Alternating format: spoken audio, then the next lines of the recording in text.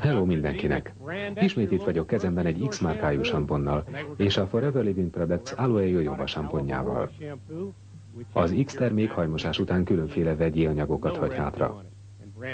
Nem hiszem, hogy ennek bárki is örülne. Azt szeretnénk, ha tiszta és természetes lenne. Újra használhatjuk a néhány száz forintért beszerezhető UV lámpánkat. Fontos, hogy ne black lightot vegyünk, hanem UV lámpát.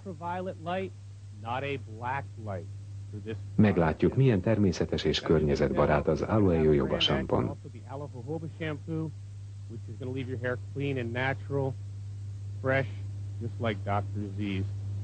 Kenek előbb az X termékből egy keveset a bal kezemre. Láthatjuk, hogyan verik vissza a benne található vegyi anyagok az UV-sugárzást. Még akkor is jól megfigyelhetők a mérgező anyagok, ha teljesen belemasszírozzuk a bőrbe. Azt hiszem, nem szeretném ugyanezt a hajamon.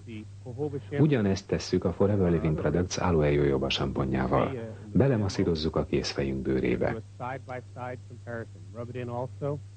Az X termék igen feltűnően reagál a fényre, míg az Aloe Jojoba egyáltalán nem. Tiszta és természetes.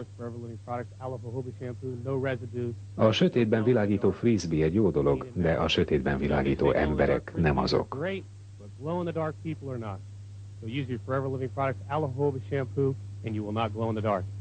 Mára ennyit. Találkozunk legközelebb.